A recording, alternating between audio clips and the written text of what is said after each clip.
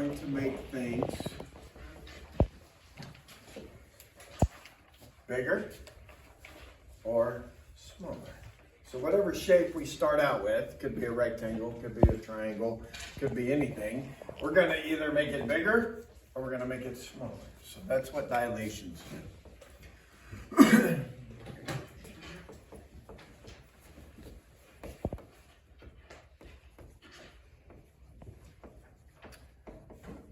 All right, and to think about a dilation, we're going to talk a couple of different ways. But think about standing at the end of this hallway here, right by Mrs. Blackburn's room. If you look all the way down the hall, that is a dilation. What happens as the further I get down the hall? Don't I still see the rectangular hallway? Yeah. But what happens the further it gets down the hall? It gets smaller and smaller and smaller. Are you with me? Isn't it still the same size? All the way down, but from where I'm looking, it looks like it's getting smaller, but it's not, but it is. Are you with me? So that is an example of a dilation. Here's the easiest way to think of it. Think of a triangle. And if we go to one spot, kind of like standing in the hallway, if I look, I'm going to see the top edge of the, oh, that's not very straight. Pretend that's straight. I've got another line going here through that point. And I've got a third line going through here. So I can put another triangle anywhere in this picture. If I want to make it bigger, I need to make the triangle go there. Are you with me? If I want to make it smaller, I can put the triangle in here. These two triangles would be a dilation. One of them is bigger than the other. Are you with me? If I wanted to make this triangle bigger, I could put it down here. There's a bigger triangle of the same shape. Are you with me? So this point right here is very important. We call that the focal point.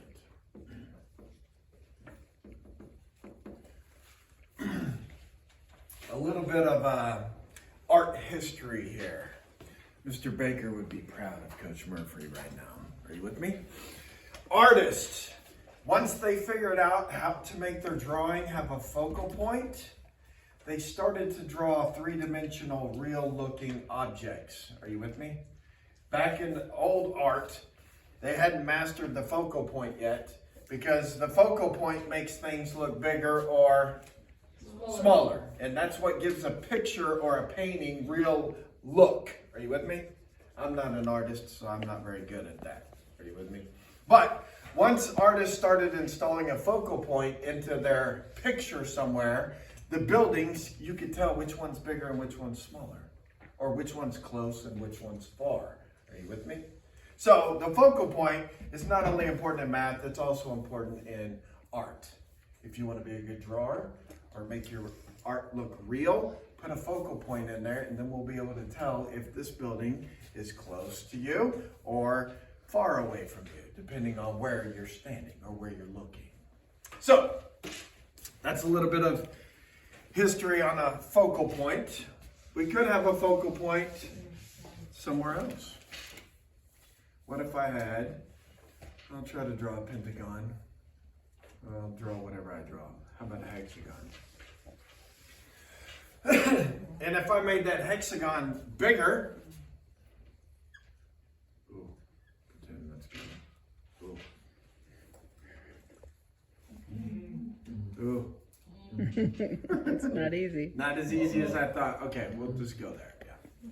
Where would the focal point be on these two hexagons that are obviously, that one's obviously bigger than the one inside? Where would the focal point be in this picture? In the middle. Thank you. So if I go, and these angles are supposed to line up. Pretend they line up. Pretend these two angles line up. The focal point would be here in the middle of this picture. Yeah, my corners are a little off. Forgive me. Are you with me? I'm not a professional. I'm a professional math guy, not an art guy. But in this example, the little one and the big one, the focal point's in the middle. So the focal point could actually be in multiple locations. Are you with me? But again, to get a dilation, to make something bigger or smaller, there must be a focal point somewhere in the picture. For today's lesson, our focal point will be at the origin today. And in most math, the focal point is the origin. Not all the time. We can move it, but it's a pain to move it. So be glad that today the focal point is the origin, 0, 0. So let's look at some problems now that we kind of have a basic understanding of a dilation. Let's start off easy. Let's say we have a triangle we got a point at 1, 1, a point at 1, 3, and a point at 4, 1. And let's connect the dots to make our right triangle. I'll give you a second to draw that. Aiden's already done. I'm So on the homework, they may give us a picture, bless you, and they may tell you to dilate it by a scale factor. And we're going to talk about scale factors. Let's put that over here. If they want me to make it bigger, they could want me to make it 2 times bigger, 3 times bigger, 4 times bigger, 1.5 times bigger. Are you with me? Or they could want me to make it smaller, like make it half as big, or 1/4 of the size. Are you with me? The scale factor will tell you whether it's getting bigger or not. What if they want me to make it times 1? What does multiplying something in math times 1 do? It gives you the same picture. Are you with me? So if the scale factor equals 1, it's the same size. It's not getting bigger or smaller. So they're probably not going to make the scale factor 1 on the homework today. If the scale factor is bigger than 1, I'm going to put greater than 1. What would you expect to happen? Bigger or smaller? Yeah, bigger than 1 is going to make it bigger. Times 2, times 3. So that's going to make it bigger. And then what if the scale factor is smaller than 1, like a fraction? 1/4, 1/8, 1/10, 2/7. That's going to make my picture smaller. Questions so far? So on the homework, they give me a picture. They tell me the scale factor is 2. So we already know the picture is getting bigger or smaller? That's bigger. Times 2 is going to be bigger. So watch this. It's actually very easy to make a dilation. But you do need to know these points. What point is this? 1, 1. Put them somewhere on your graph. What's the next point? 1, 3. 1, 3. And what is my last point? Way over here. 4, 1. Now, these points are going to be critical to know where the next points go. Whatever the scale factor is, all you got to do is multiply each number times the scale factor. So what's 1 times 2? What's 1 times 2? So this point, 1, 1, better go to 2, 2. Are you with me? So let's do this one. What is 1 times 2? What's 3 times 2? So this point, 1, 3, is now going to go to 2, 6. Are you with me? Let's do the last point. What's 4 times 2? 8. What's 1 times 2?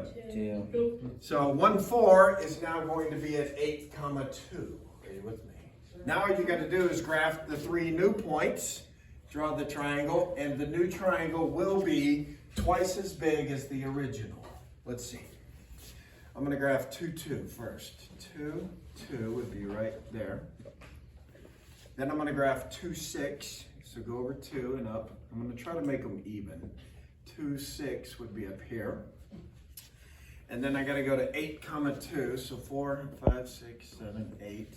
Go up to 2, should be right about there. So here is my new triangle that is now twice as big as the original. And watch this. Let's talk about the focal point. Where did I say the focal point was? If I start connecting dots from the origin, if I go from here to this corner, it will make a perfectly straight line. If I go from the origin, from this point to this point to this point, it will make a perfectly straight line. And then if I go from the origin to this point, it will, on your graph paper, that's not too bad. Coach Murphree didn't do too bad on that one. Not bad. So, do you now see the dilation? This triangle and this triangle all have the same focal point. This one turns out to be 2 times bigger than the original. And to get the new points, what do? You multiply all the numbers times 2. Not hard at all. As long as the origin is the focal point. And they're not going to change it today. Yes? Oh, do we need to draw the line? No. I just wanted to show you that there is a focal point in this, and it is the origin. And it lines up perfectly. And it would be even better if we had graph paper. So no, great question. He said, do I need to draw those 3 lines at the end? No. But I just did that to show you that the math really holds up. Does that make sense? It's kind of like a proof. Okay. All right, let's do another one. Let's put some negatives in there.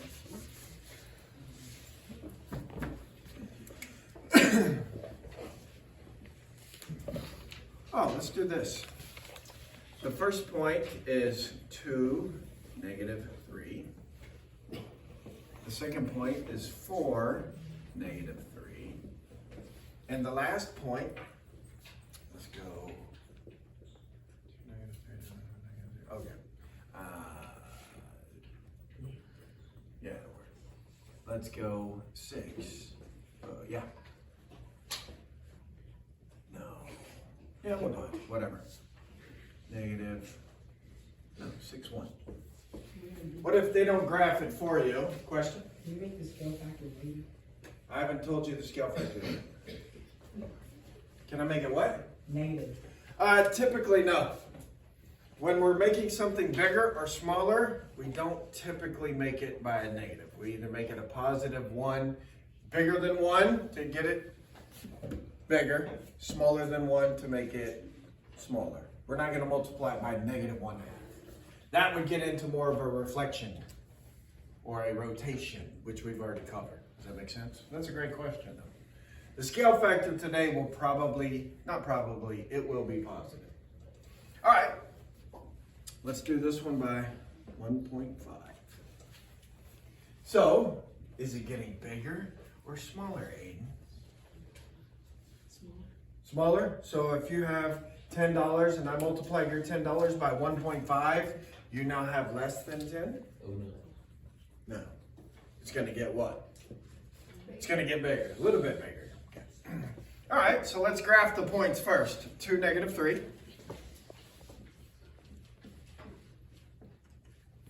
4, -3. And 6, 1. So this one's going to be an interesting looking triangle. It goes from here to here to here to there. Are y'all with me? All right. We need to get the new numbers. And I'll show you, I don't know if it's going to turn out to be decimals on the homework today, but it could, so don't freak out and start crying. Are you with me? Let's multiply all these numbers by the scale factor. What's 2 times 1.5? 3. So 2 turns into 3. What's -3 times 1.5? -4.5. Thank you. So 2 -3 is going to go to this point. 3 -4.5. All right, let's do this. What's 4 times 1.5? 6. What's -3 times 1.5? -4.5. And what's 6 times 1.5? You have calculators, type them in. 9. 9. And what's 1 times 1.5? 1.5. So I multiplied every number over here times 1.5. Here are my new points we're about to graph. I need to go to 3, 1, 2, 3, and down to negative 4.5. Well, here's negative 3, here's negative 4, here's negative 5. Where would 4.5 be, Isaiah? Be in the middle between negative 3 and negative 4. How about negative 4 and negative Negative 5. 5? Yeah. So I'm going to go to positive 3 and then down 1, 2, 3, 4. Here's 5. 4.5 would be right in between them. Do you agree? Let's go to the next one. Go to 6. 1, 2, 3, 4, 5, 6. Go down to negative 4.5. It's going to be at the same spot. Right about there. And then the last one, go to 9. Let's make it a little longer. 7, 8, 9. And go up to 1.5. Where would 1.5 be? Between 1 and 2. So go to 9. 1.5, that would be right up here. So here is my new triangle. That is 1.5 times bigger. And can you see the focal point? If I draw a line from here, you don't have to do this on the homework, but this line should be perfectly in line with those 2 points from the origin. These two, perfectly in line with the origin. And then these two, perfectly in line with the origin. Are you with me? Questions? All right, so there's going to be multiple graphs that you have to draw in the new picture. Again, you don't need the 3 lines at the end. All right, last one. They may not give you a graph at all. It may just give you some points like this. A is at 1, 4. B is at 2, 7, and C is at 5, 10. And then they may give you A prime, B prime, C prime. And let's give some points.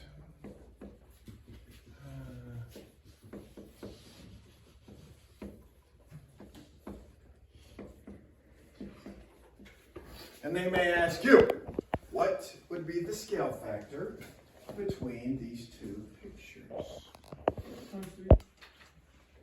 How could we figure it out? This one's pretty easy to see. Ready? Yeah. Look at any of the points you want. You can go 5, 10 to 15, 30. This point turned into that point. So 5 somehow turned into 15. 10 somehow turned into 30. So what are they doing to 10 to make it 30? Timesing it by 3. So what would the scale factor be for this problem? 3. Times 3.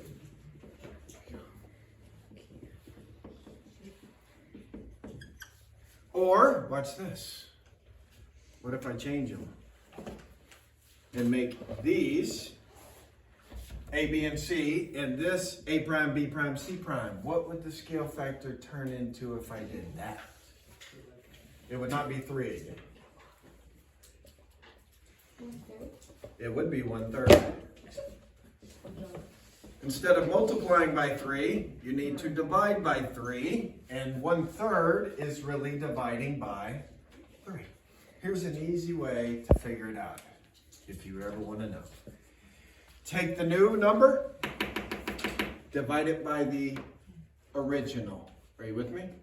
A prime is always the new one, so divide the new number by the old, and it will instantly tell you the scale factor. Write that down, people. That's good stuff right there.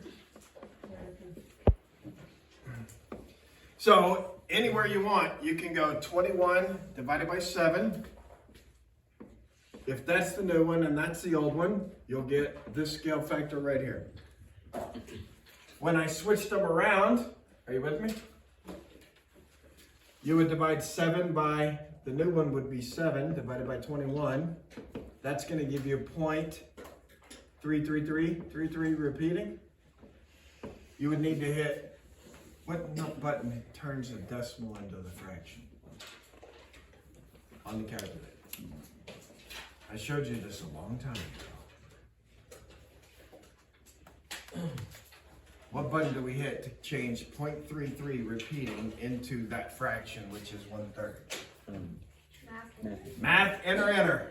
Somebody's brain is working. Very nice. So if it gives you a decimal, just hit math, enter, and it will convert it to a decimal or to a fraction for you. All right, are there any questions? If you're confused on the scale factor, divide the new one by the old one. The new one always has the prime. The old one always doesn't have the prime. All right, I think you're ready for the homework.